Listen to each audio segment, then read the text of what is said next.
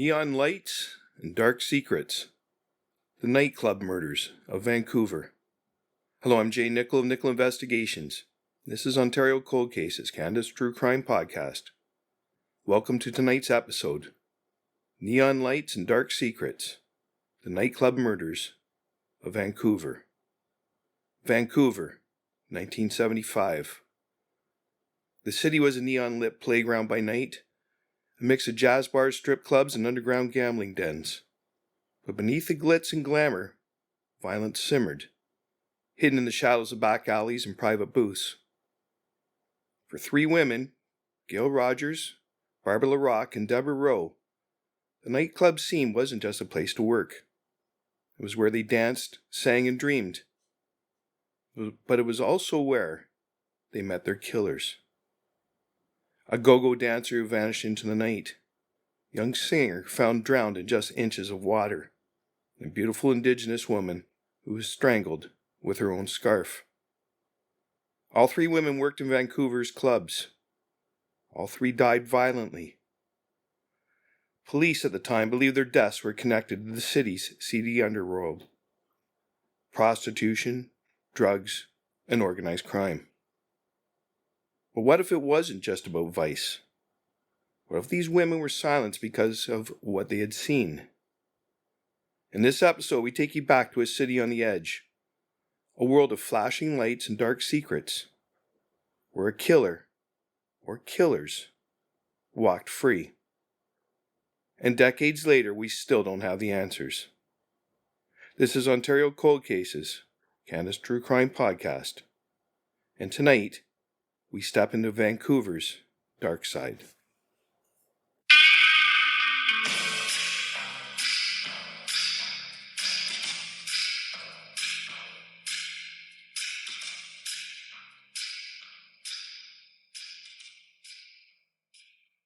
Hello, I'm Jay Nickel of Nickel Investigations.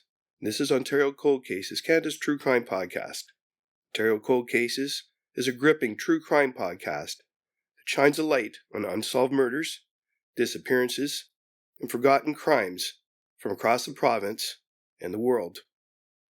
With meticulous research, compelling storytelling, and a commitment to historical accuracy, we bring you the real stories of victims, investigators, and suspects, stories that demand to be heard.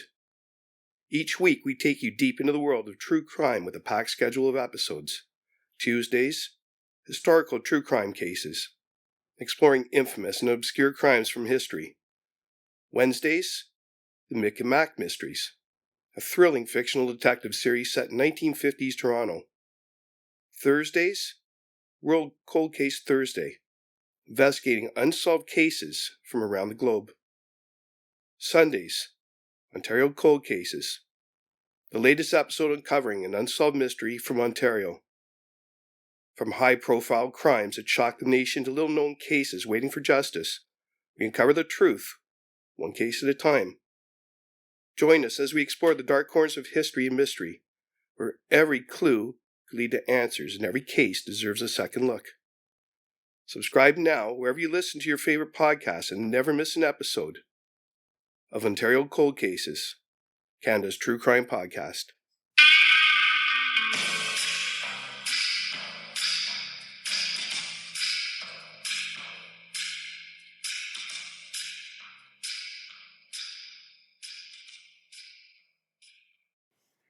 Disappearances.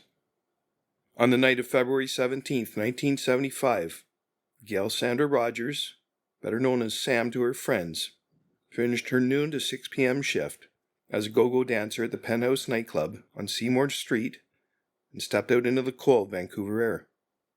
She was never seen alive again. When Gail failed to show up in the following days, her sister Karen reported her missing. Police went to check her basement suite in Kitsilano and found something chilling: a blood-stained carpet and a claw hammer smeared with gore. Whatever had happened to Gail, it had happened violently. Detectives immediately linked her disappearance to another case that already sent shockwaves through the city: the murder of 22-year-old Barbara Ann LaRocque, a fellow go-go dancer who worked at the Penthouse in Syndicate City. Barbara's body had been found 2 months earlier, brutally discarded. Investigators told reporters they suspected a dark connection. Both women had ties to Vancouver's seedy underworld of drugs, prostitution, and the rough, neon-lit world of strip clubs. Then, just 5 days after Gail vanished, a gruesome discovery escalated the terror. In the woods of Langley, the body of 22-year-old Deborah Roe was found. A country and western singer who also worked as a cocktail waitress at the OK Corral, New Westminster, owned by the same people who ran Syndicate City. Debbie had suffered a horrific fate. She'd been sexually assaulted, strangled, and left to drown in just 6 inches of water. Her body was found barely 2 kilometers from where Barbara LaRocque's lifeless form had been dumped back on December 10, 1974. 3 women, all connected by the shadowy world of Vancouver's nightclub scene. A killer was on the loose. Deborah Roe and the murder of Debbie Roe. By 1975, 22-year-old Debbie Roe and her 17-year-old sister Vicky were living the dream, or so it seemed. For 4 years, the sisters had been singing together professionally, their harmonies earning them a shot in Nashville, where they recorded their country album, Soft, Sweet and Country. Backing up in the studio were some of the best musicians in the business. Charlie McCoy, the legendary session player, had worked with Elvis Presley, Bob Dylan, and Johnny Cash. But just weeks after their return home to British Columbia, that dream was shattered. The night Debbie disappeared. On the night of her murder, Debbie finished her shift at the OK Corral at New Westminster Bar, known for its live country music. It was just another late night on the road back to Langley. She made a brief stop, gas, and a quick bite at Denny's on King George Highway before heading home. She never made it. The next day, Debbie's blue Chevrolet Nova was found parked and locked in a desolate stretch of the Fraser Highway, near a spot called Fry's Corner. It was an eerie place to leave a car. Isolated, quiet. 7 kilometers away, a family out for a walk stumbled upon something far worse. Debbie's body. She'd been beaten, sexually assaulted, strangled, and left to drown in just 15 centimeters of water. A senseless, brutal end. Veteran coroner Doug Jack described it as an enraged, frustrated attack. A crime that made no sense. Debbie's car was pointed toward Langley, as if she'd been on her way home when something or someone stopped her. Nearby, investigators found a footprint, size 9, embedded in the dirt.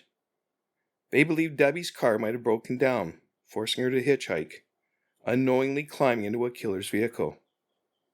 But Kim Newman, Debbie's friend and roommate, wasn't buying it. That car was in really good shape. I used to drive it, Kim said flatly. I believe somebody did something to her car. Even more chilling was the thought that Debbie wouldn't have accepted a ride from just anyone. It would have had to be someone she recognized for her to get in the car with some guy, Kim insisted. The suspects and the endless questions. For decades, Debbie's family has been haunted by the question of who killed her. Was it a family friend, an older man infatuated with her? A current or former boyfriend? One of the 2 police officers who had stopped her on occasion, supposedly, just asked her out. A stranger from the OK Corral who had followed her from the bar. Someone she encountered at Denny's, who waited for the right moment. Or someone who tampered with her car, forcing her into a deadly trap.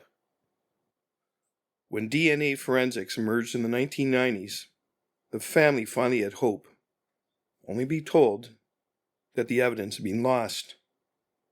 In 2003, police reopened the case, revealing that they had uncovered new information, but declined to say what it was. Over the years, dozens of detectives have worked Debbie's case, but if they ever had a suspect, they never told the Roe family. And so, the questions remain unanswered, the truth just out of reach. Who silenced Debbie Roe? And will her family ever get the justice they deserve? Barbara LaRocque. The life and murder of Barbara Ann LaRocque. Shelley was only 10 years old when her aunt, Barbara Ann LaRocque, was murdered, but time has done nothing to fade her memories. She was always the center of attention, always happy and smiling, Shelley recalls. And he was just living the 60s, free, groovy, enjoying life. With her thick, dark hair, vibrant smile, and a laugh that could fill a room, Barbara was impossible to ignore. Her family called her Baby Dolly. With big, bright eyes and curly hair, she looked like a doll come to life. But that life was cut short on December 10th, 1974. A murder in the night. That night, 22-year-old Barbara was outside the Syndicate Club in Howe Street, where she worked as a go-go dancer. She never made it home. Someone dragged her into a car and drove her into the darkness. Days later, her body was discovered in Langley, BC, strangled with her own scarf.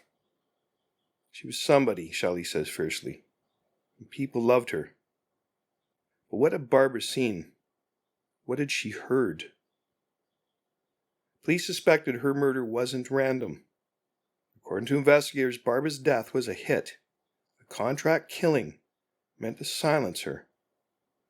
My mother was told by police that Barbara had overheard something she shouldn't have, Shelley reveals. That's why she was murdered. A tough life, a bright spirit. Barbara was one of 13 siblings, the seventh in a large, close-knit family. She made her home in an East Vancouver heritage house, but her official death certificate labeled her simply as a restaurant waitress from Swan River, Manitoba. People who knew Barb, or Barbie as they called her, remembered her as tall, stunning, and full of life. A young Indigenous woman with a bubbly laugh and a kind, positive spirit. She had a way of making people smile, no matter how hard life got. Linda Parrish met 16-year-old Barbara in 1968 inside the Willingdon School for Girls, a government-run juvenile detention center. Barb was very beautiful, Linda remembers. She was gentle, she was fun, she could always make you laugh. But Willingdon was no school. It was a prison for young girls, many locked away, not for crimes, but for incorrigibility. Talking back, running away from an abusive home, being poor. Even future BC Premier Dave Barrett, who was a young social worker in 1960, saw the horror of Willingdon firsthand. He called it a pipeline to drug addiction, prostitution, and alcoholism, a place that crushed young lives before they had a chance to begin. In 1974, just months before Barbara's murder, Barrett succeeded in shutting it down. Justice delayed or denied. Barbara's case finally started with the Langley RCMP, but at some point it was moved to the Unsolved Homicide Unit, and there it sat gathering dust. Decades later, her family still waits for justice. Barbara was more than a victim, more than a case number in an old police file.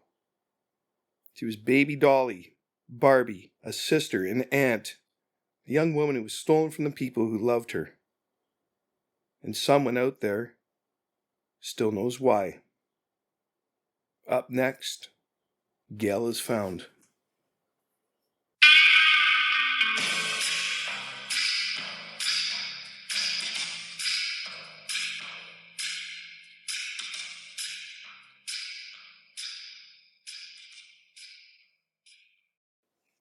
Gail is found.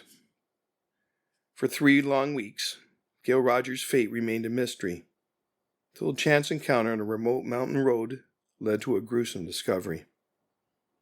It was Friday, March 7th, 1975. 3 American skiers were making their way to Whistler, winding through the rugged terrain north of Squamish along Alta Lake Road. They pulled over at a scenic viewpoint, eager to snap a few photos of the landscape. As they stood by the edge, something strange caught their eye. A rolled-up blanket lying motionless in the shallow creek, 12 meters below the bridge. Curiosity turned to dread as they lobbed a few rocks at the bundle. The water shifted, and what emerged froze them in place. 2 human feet, pale and lifeless, protruding from the folds of the blanket. Shaken, the skiers rushed to the Squamish RCMP detachment, leading officers back to the grisly scene. Unwrapping the soaked fabric revealed the full horror. Gail being bound at the ankles and knees, her wrists tied behind her back, her feet lashed together with strips of cloth. Around her neck, 2 pieces of clothing were knotted tightly. She'd been hurled off the bridge head first. Her life brutally ended by 5 hammer blows to the skull. Police determined she'd been dumped into the water less than 24 hours after her murder. But why'd she been killed? Gail had only been working at the Penthouse for about a month when she vanished. Her older sister Karen was convinced that her job as a go-go dancer had placed her in grave danger. The police told me they knew who did it. Karen later revealed they didn't have enough evidence to arrest him. Then came the most chilling detail of all. Another dancer at the Penthouse had confided to police that Gail had overheard something she shouldn't have. A whispered secret. A fatal mistake. Authorities suspected she'd been marked for death. A hit arranged to silence her forever. But if the police knew the killer's identity, why had justice never come? Early life. The bright spirit of Gail Rogers. Gail Rogers was a force of nature, outgoing, fun, and fiercely generous, with a laugh that could lift any room. She had a great sense of humor, her sister Karen recalls. She was an excellent dancer, an honors student at Langley Senior Secondary, and she'd even studied at the Vancouver School of Art. But behind her vibrant energy, life had begun to unravel. Shortly before her disappearance, heartbreak hit hard. Gail's longtime boyfriend, someone she had trusted, betrayed her in the worst way, cheating on her with her own roommate. The pain was fresh, and she was still reeling from the fallout when she vanished. The nightclub years. In the early 1970s, Gail and Karen lived together in Vancouver's West End, sharing the electric pulse of the city's nightlife. They both worked at the Factory, a nightclub on Davie Street. Karen as a server, Gail as a go-go dancer, dazzling crowds under the flashing lights. Then life pulled them apart. For a few years, the sisters became estranged. Karen lost track of where Gail worked or what she was doing. But just before the murder, they had started to reconnect, rebuilding the bond they had once shared. Neither of them knew their time was running out. Up next, the identification, a sister's nightmare.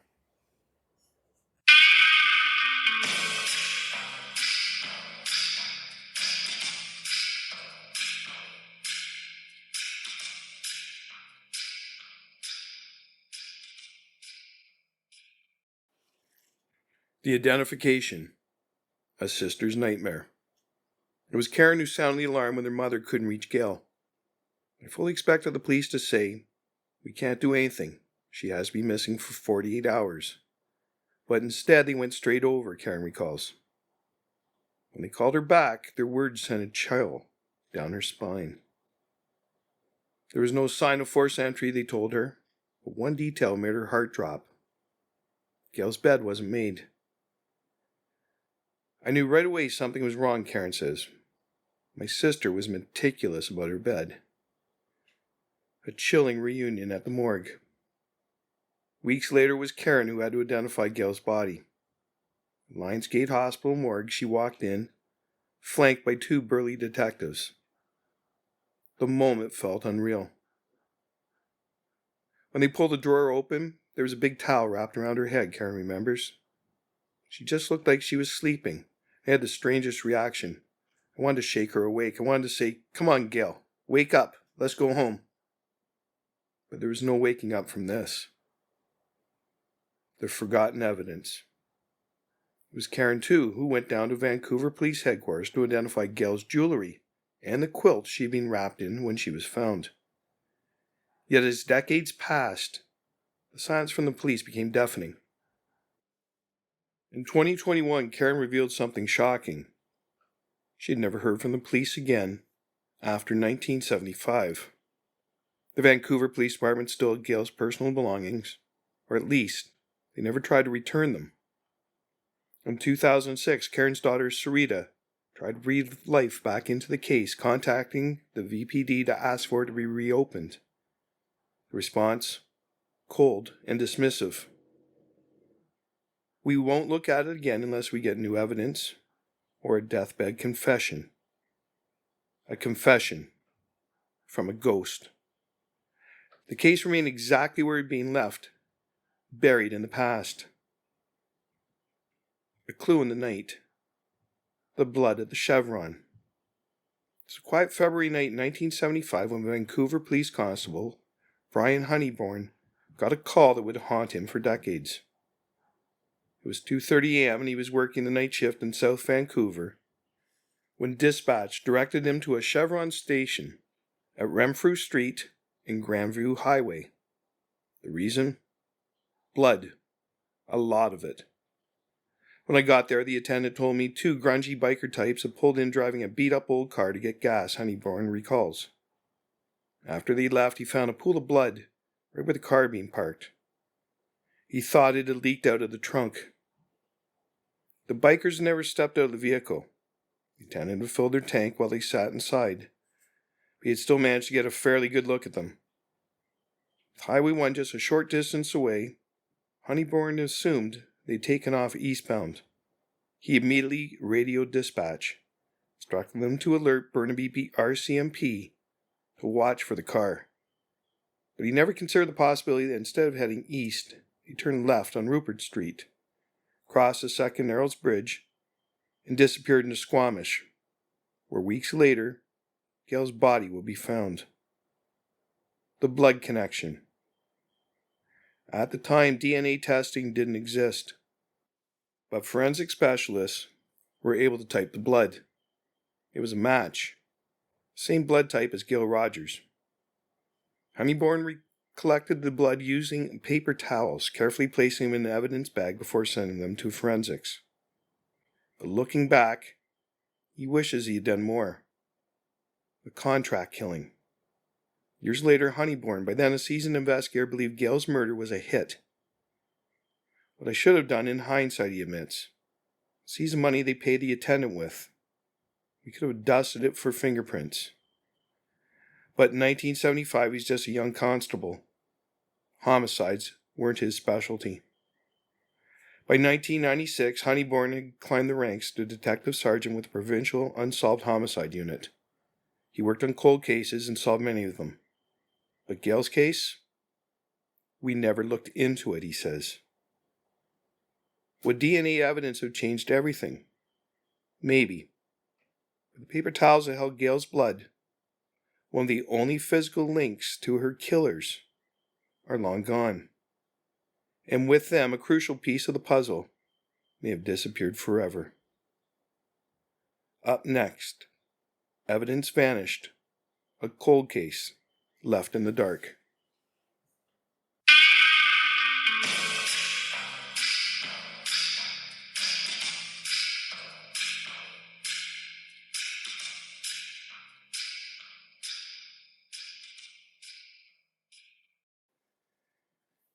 Evidence vanished.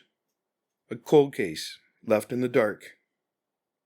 No clothes, no personal possessions, no murder weapon. Every piece of evidence that could have held the key to Gail Rogers' murder, gone, thrown out. Even tracking down her case file turned into a wild goose chase. It wasn't with the Squamish RCMP where her body was found. Instead, it was buried in the archives of the Vancouver Police Department. Untouched for decades. A few yellow paper files stuffed into old bankers' boxes, collecting dust. In October 2021, Sophia was urged to contact the Vancouver Police Department again. With modern DNA testing, was there any chance the murder weapon, the hammer, had been kept? What about the blood-soaked paper towels from the Chevron station? Any evidence could finally point to her killer. What she got was a text from a Vancouver Police Department detective. And it wasn't good news. Quote, "There is a note in the file that reads, to dispose of the exhibits. Unfortunately, there's no date associated with the note, so I don't even know when this was ordered. I can't speak for things how were done in the 1970s. But since I came on the job in 1999, any exhibits from a homicide file would not be destroyed now." The detective also confirmed something that shattered any hope of recovering Gail's last possessions. Her jewelry, a necklace, and 2 bracelets, along with the quilt that her sister Karen identified back in 1975, thrown out. The only record of Gail's belongings was a brief note. On March 11, 1975, police returned $171 in cash and a couple of checks to her father. The lost leads. With no physical evidence left, investigators could only rely on old reports. Most of them faded, incomplete, or useless. No helpful fingerprints were found at Gail's residence. Documents sent by fax had degraded beyond readability. Her former boyfriend Michael, being a prime suspect, but was cleared within 4 days of her disappearance. And then, there was one more chilling note in the file. A $200 contract had been taken out on Gail to give her a beating. Was that the motive? Did a simple warning escalate into murder? The detective, however, was quick to dismiss it. There was nothing else in the file to corroborate that rumor, so in my opinion, I would categorize it as hearsay. Hearsay or not, somebody wanted Gail hurt. And someone out there, somebody still knows why. Up next, going undercover, infiltrating the penthouse.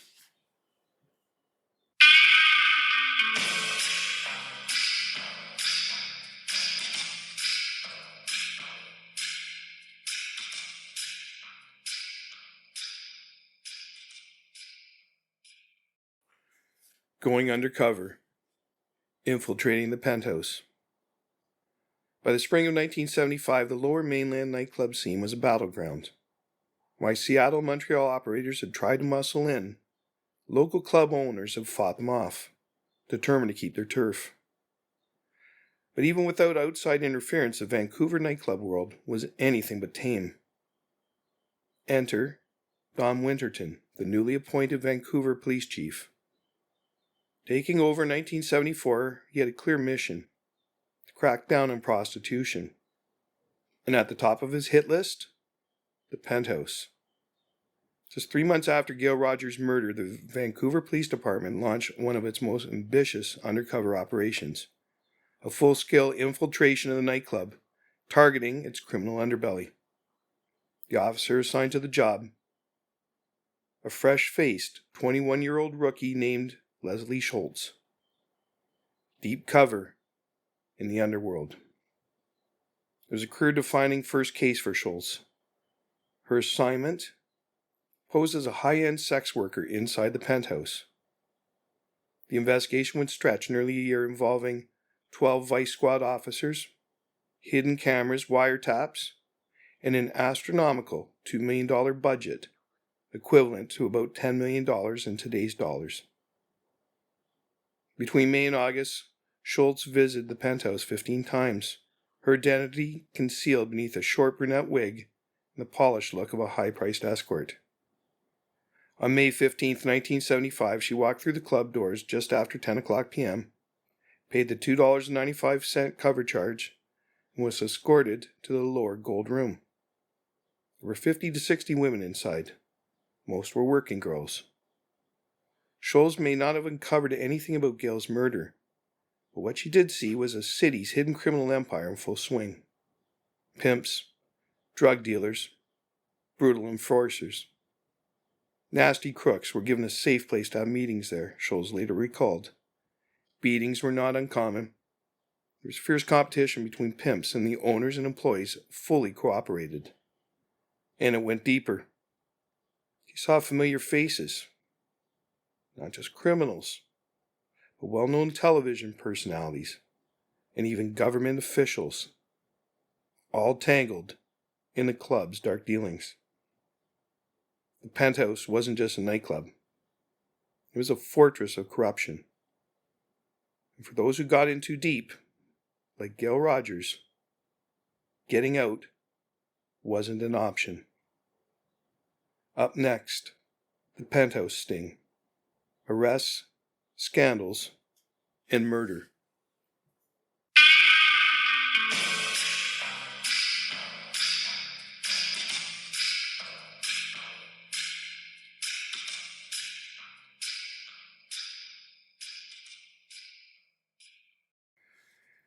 The Penthouse sting.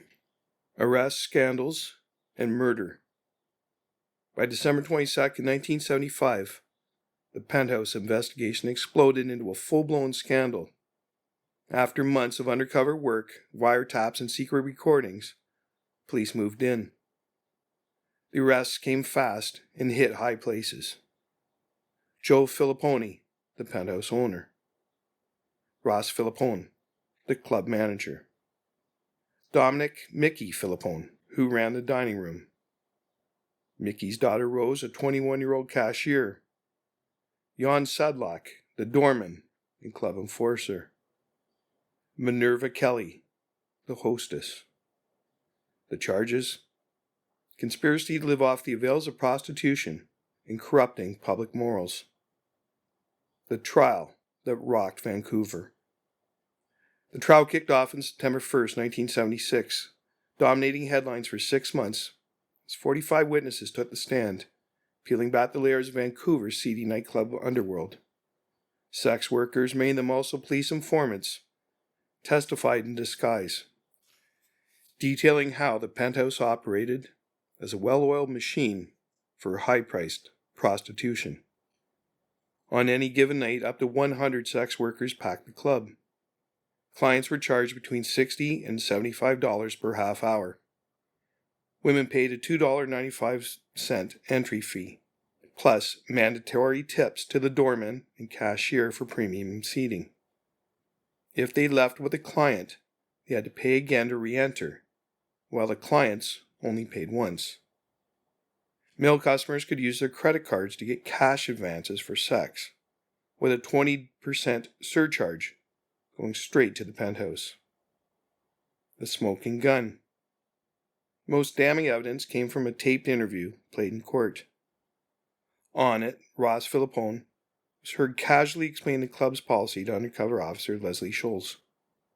"We don't give a damn whether you have a trick or not. Once you go out, that is it. We don't ask for no cut off your trick, right? Right?" Despite the overwhelming evidence, justice barely touched the Penthouse empire. Only Joe and Ross were sentenced. A mere 60 days in jail and fines. Even that was overturned on appeal. Violence, drugs, and the murder that followed. The Penthouse survived, but not everyone involved did. In 1983, Joe Filippone was shot and killed in a robbery at the club. His brothers Ross and Mickey are also long gone. Yet against all odds, the Penthouse remains a family-run business to this day. A city drenched in blood. As the Vancouver Police Department's investigation into the Penthouse wound down in August 1975, Vancouver's drug war was just heating up. The West Coast underworld was in chaos, and organized crime was flooding the city with heroin. According to the Montreal Gazette, the numbers were staggering. 15 murders in Vancouver that year. At least 7 were linked to drugs. Police braced for more bodies. The killing that has broken out in the drug community exposes the extent to which organized crime and related heroin trafficking have become a subculture of society in this West Coast port. To police, Gail Rogers and Barbara LaRocque weren't just tragic victims. They were casualties of a city spiraling into a war where life was cheap and silence was deadly. 3 women, Gail Rogers, Barbara LaRocque, and Deborah Roe, were taken too soon, their lives stolen in brutal, senseless killings. Decades later, their cases remain unsolved. What did they know? Who silenced them? And why has justice never come? The nightclub world of 1970s Vancouver was a dangerous place, filled with secrets that many were willing to kill for. And while the lights of the city have changed, the darkness remains. If you or someone you know has any information about these cases, please contact the authorities. These women deserve answers. Their families deserve closure. And their killers do not deserve to walk free. Thank you for listening to Ontario Cold Cases, Canada's True Crime Podcast. If you enjoyed this episode, don't forget to subscribe so you never miss an update.